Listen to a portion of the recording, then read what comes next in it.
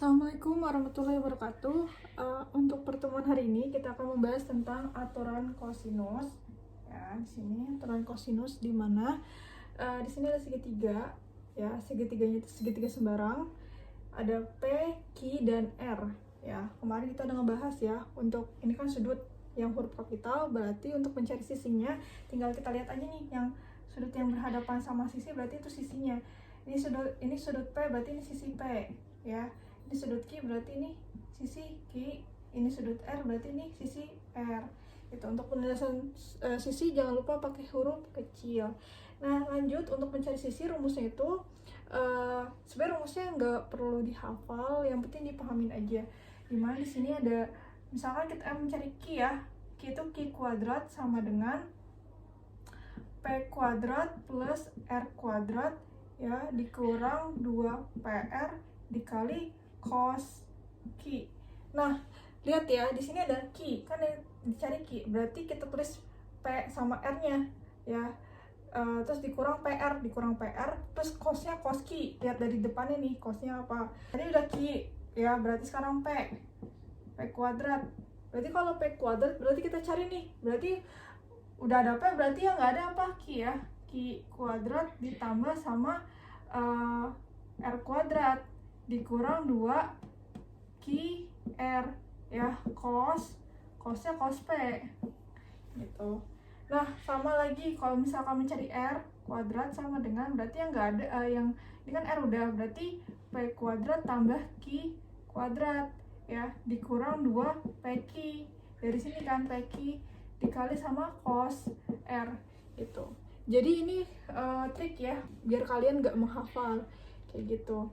Nah, mencari sudut di sini ada, misalkan kita mau mencari, ini kan tadi Q ya, berarti kita cos Q sama dengan, berarti ya kalau misalkan Q di sini berarti atasnya nih P kuadrat tambah R kuadrat dikurang sama Q kuadrat dikurang sama yang kurangnya sama yang depan ini kan dicarinya cos Q ya, berarti dikurang sama Q kuadrat sisinya per 2 PR gitu, per 2 PR. Nah, sama ya, bisa ya, berarti kalau untuk cos P sama dengan, berarti cos P berarti kan yang sisinya berarti yang lain Q kuadrat tambah R kuadrat dikurang sama P kuadrat. P kuadrat dari sini nih ya. Ini cos P berarti di sini sisinya sisi P. 2 Q R gitu. Nah, sama yang terakhir ada cos R, dimana di sini berarti P kuadrat ditambah Q kuadrat dikurang R kuadrat per 2 PQ gitu ya. Jadi ini rumusnya nggak perlu dihafal, yang penting dipahamin aja alurnya kayak gitu. Nah, nanti kita lanjut ke contoh soal. Oke, kita lanjut lagi. Di sini ada contoh soal. Pada segitiga KLMN dengan KL-nya 16 cm, LM-nya 20 cm, KM-nya sama dengan 24 cm. Hitunglah besar sudut M. Nah, pertama kita gambar dulu ya, apa sih namanya, segitiganya. Segitiganya kita gambar segitiga sembarang ya, karena kita belum tahu nih sudutnya sudut gimana gitu, makanya kita sembarang dulu deh. Terus ada KLM ya, dimana KL-nya itu 16 cm, terus ada LM-nya itu 20 cm, ada KM-nya 24 cm. Nah, untuk di sini berarti ini M ya, M kecil, ini K, sisi K ya, ini sisi L gitu. Boleh kita tulis diketahui ya, diketahui sama dengan K sama dengan 20 cm, M sama dengan 16 cm, terus L sama dengan 24 cm. Terus yang ditanya cos M ya. Tuh. Nah, terus kita cari deh nih.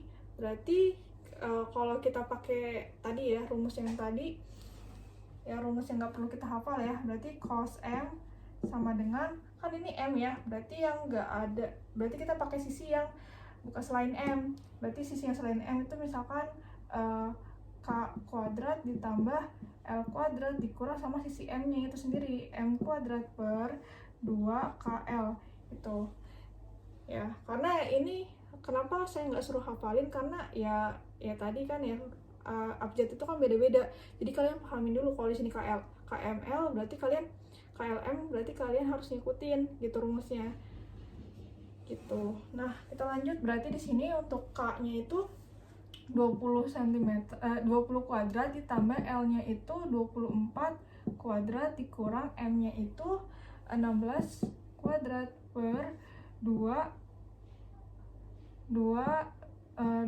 kali 24 ya kan. Terus berarti di sini 20 kali 20 kali 20 400 tambah 24 kali 24 576 ya dikurang 16 kali 16 256 per 2 dikali 20 2 dikali 24 48 48 dikali 20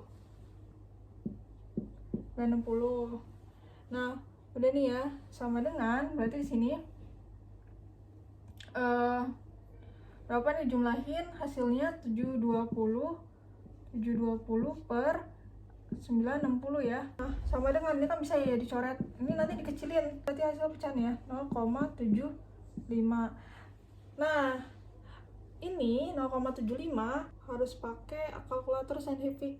0,75 ya, berarti kan di sini shift cos ya, berarti 0,75. Maka hasilnya 41,40 atau kita ambil ya, jadi 41,4. Berarti udah ketemu nih 0,75, berarti sudut ya di sini ya lanjutannya ya. Sudut M sama dengan arcus ya 0,75 ya, berarti ini sama dengan hasilnya itu 41,4 derajat. Oke, kita balik lagi ya untuk yang kedua. Soal nomor 2, diketahui segitiga PQR dengan PR-nya sama dengan 8 cm. Terus untuk PQ-nya sama dengan 7 cm dan besar sudut P-nya adalah 54 derajat. Nah, tentukan sisi P-nya. Berarti kita gambar ya segitiganya.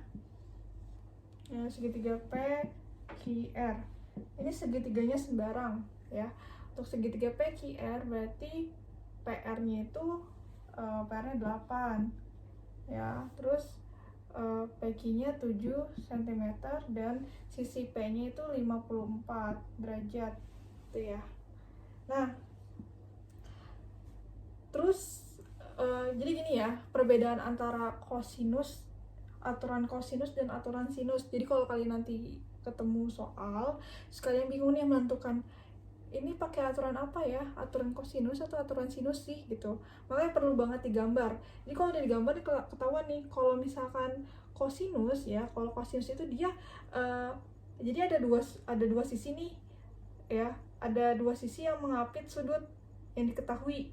Nah itu baru pakai aturan kosinus gitu ya. Berarti kalau bukan berarti dia aturan sinus ya. Jadi harus paham ya, harus bisa membedakan kapan pakai aturan sinus, kapan pakai aturan kosinus. Jadi kalau udah kelihatan nih bentuknya nih, ini diketahui, dan ini diketahui, oh berarti dia pakai aturan kosinus. Jadi ada sudut yang diapit oleh dua sisi gitu. Oke, berarti kita lanjut. Berarti yang ditanya sisi P. Nah sama kayak tadi ya rumusnya, berarti P kuadrat sama dengan berarti sisi selain P berarti Q kuadrat ditambah R kuadrat ya kan, dikurang 2 PR ya dikali sama cos P, cos yang sisi yang kita cari gitu ya. Nah berarti untuk Q kuadrat, oh ya kita lupa ya ini nentuin ini Q ya, ini R ya, bagusnya tulis diketahui ya biar gampang. Berarti untuk Q-nya ya 8 kuadrat ditambah R-nya 7 kuadrat dikurang 2, 8 kali 7 ya dikali sama cos 54. Oke, saya akan meralat di sini ada 8 kuadrat itu kan 64 tambah 49 dikurang 2 kali 8 kali 7 itu 112 dikali sama cosnya cos 54 itu adalah 0,587 ya. Nah, di sini ini kita nggak boleh langsung 64 tambah 49 dikurang sama 112. Itu nggak boleh. Kenapa? Karena ini 112 itu perkalian sama ini ya. Jadi kita biar aman kita kurungin gitu. Nah, ini kita selesaikan. Jadi 113 dikurang sama ini 112 kali ya. Kalau kalian mau dibulatkan bisa ya 0,59 gitu. Kalau bentuknya kayak gini juga nggak apa-apa. Berarti ini 113 dikurang sama 66,08.